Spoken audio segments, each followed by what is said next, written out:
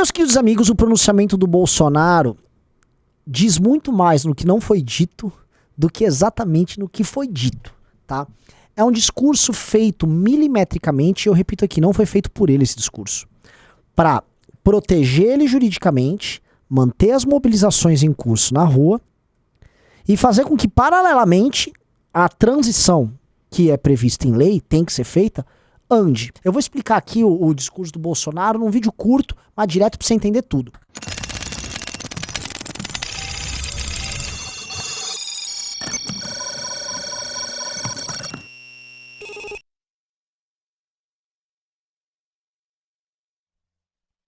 Amigos, antes de continuar, vamos lá. Quer entender como criar análises políticas, ser uma liderança, como atuar agora nesse momento de crise profunda, como ser a pessoa que vai combater o governo do PT, agora nesses 4 anos vindouros, sem ser um débil mental? academia.mbl.org.br. Já faça a pré-matrícula. Você vai lá, se inscreve, nós vamos entrar em contato e você vai fazer a pré-matrícula para garantir tua vaga com o preço desse ano, porque ano que vem vai ter reajuste.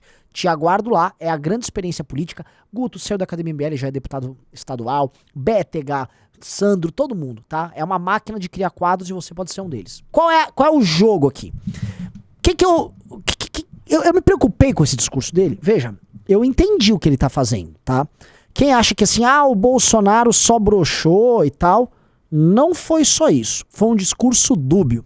O Olavo de Carvalho, que é o mestre dessa turma toda, sempre denunciou e depois aplicou, né? Porque tudo que ele denunciava na esquerda ele aplica. A ideia dos estímulos contraditórios. Você oferece estímulos que são contraditórios, ou ordens e comandos que são um em negação ao outro, de forma a sempre ser dúbio, a sempre dizer sim e não sobre determinado tema, e sempre condicionar o militante a estar perdido, obedecendo à vontade do líder, mesmo quando o líder diz ou não diz determinada ordem ou determinada ação. E essa lógica dos estímulos contraditórios, eles trabalham o tempo todo.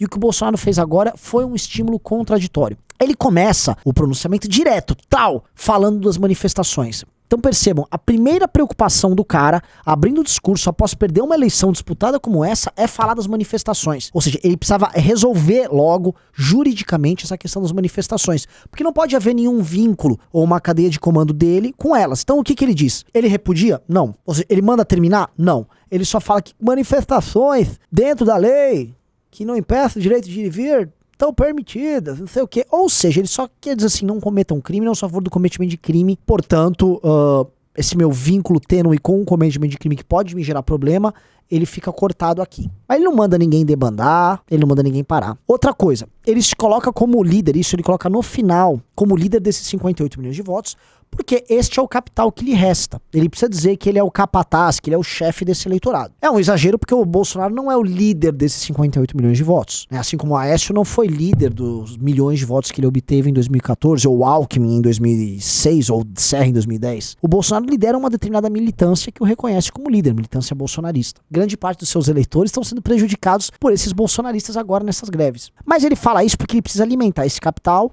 e, dependendo da situação, já se preparar para se colocar como um homem da oposição para ter algum tipo de dividendo nisso. Inclusive saiu na imprensa que o Valdemar da Costa Neto já ofereceu um cargo lá no PL, bem remunerado, com assessores e jurídicos para ele tocar a vida dele no pós, né? Já querendo que o Bolsonaro fique no partido, mesmo com o partido negociando seu ingresso no governo do PT, né? Que isso é a realidade. Outro ponto, Bolsonaro não reconhece o resultado das eleições. E ele faz da seguinte maneira. Ele agradece os 58 milhões de votos, ou seja, ele reconhece que ele recebeu esses votos, mas em nenhum momento ele reconhece que o adversário teve mais votos que ele. E não tô falando pra ele parabenizar o adversário, ele, perdi a eleição e tal, mas é assim, é do jogo. Não, ele não falou isso. Se o Bolsonaro tivesse vencido as eleições e você colocasse esse mesmo discurso, em nenhum momento ia parecer que ele estava ali comemorando a vitória, mas também não parece que ele negou a vitória. Entendam como foi dúbio. Ele agradece os votos recebidos. Ele não reconhece o todo, porque ele precisa dar esse sinal. O que o militante vai falar? O militante vai falar na ponta, veja só, o Bolsonaro não reconheceu o resultado das eleições, porque ele sabe que foi fraudado, mas ele não pode falar, porque o STF quer prender ele. É exatamente o que você está vendo nesse vídeo agora, presta atenção. Pessoal, eu tô aqui na manifestação e eu vou dar uma instrução para vocês, que veio direto do quartel.